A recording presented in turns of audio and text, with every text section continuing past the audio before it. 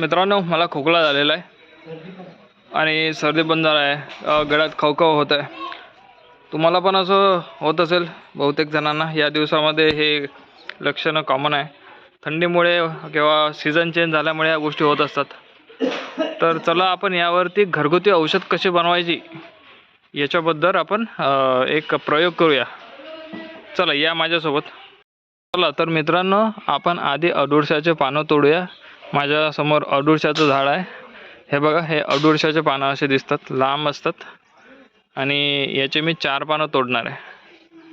Okay, हे बघा, मी 4-5 पानं जवळपास तोडलेले अडुळसाचे या झाडापासून.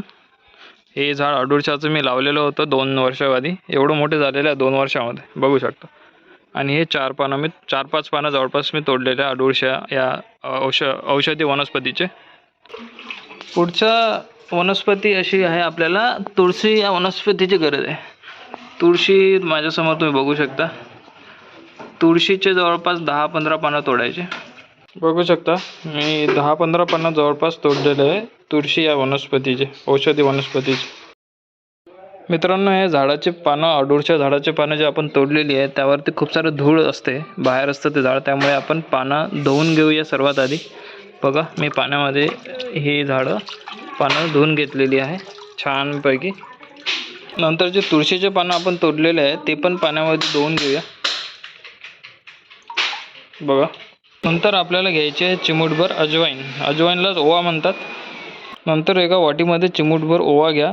ओव्यालाच अजवाईन म्हणतात हिंदीमध्ये आणि इंग्लिशमध्ये कॅरम सीड्स. मित्रांनो, आता आपल्याला हे अडुळसाचे पानं जे आपण स्वच्छ धुवून घेतले आहे याचे बारीक बारीक तुकडे करायचे अशा प्रकारे. चाकूने किंवा हाताने पण तुम्ही बारीक तुकडे याचे करू शकता. हे बघा, असे बारीक चुरा करून घ्यायचा याचा. अशा प्रकारे असे बारीक तुकडे आपल्याला करून घ्यायचे आहे. नंतर हे बारीक तुकडे एका भांड्यामध्ये काढून घ्या. अशा प्रकारे सर्व तुकडे असे भांड्यामध्ये जमा करा. आणि तुळशीचे पानं सुद्धा याच भांड्यामध्ये, ते 10-15 तुळशीचे पानं आपण तोडलेले होते ते पण भांड्यामध्ये टाकून घ्या.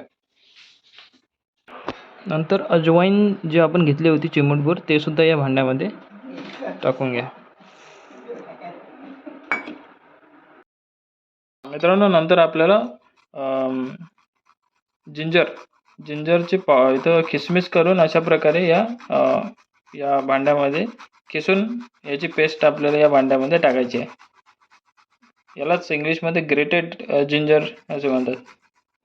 मित्रांनो, त्यानंतर आपल्याला हळद, एक चिमूटभर आपली हळद यामध्ये इन्सर्ट करायची. नंतर आपल्याला मिऱ्यांची अशी बारीक भुगुट करून या भांड्यामध्ये टाकायचं आहे.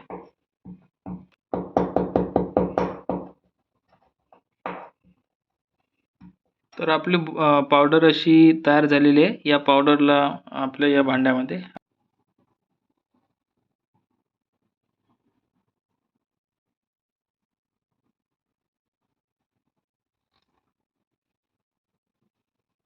मित्रांनो, आता आपल्याला यामध्ये गुळाचा एक खडा टाकायचा आहे. जॅगरी गुळ हा आहे गुळ.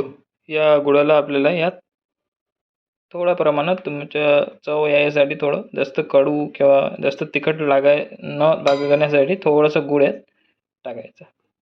तर इथं आपण गुळ टाकलेला आहे. यात आपल्याला पाणी ओतायचं आहे या भांड्यामध्ये.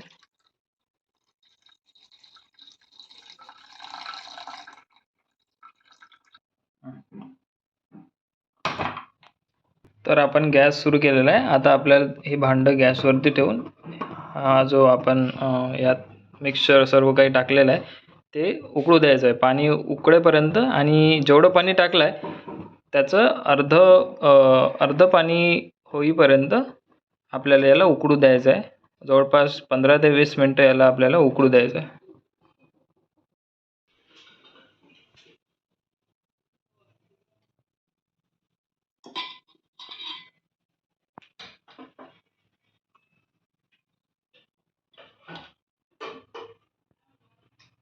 तर असं आपलं खोकल्याचं औषध तयार झालेलं आहे.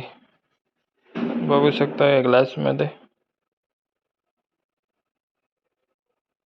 मित्रांनो सबस्क्राईब करा नक्की.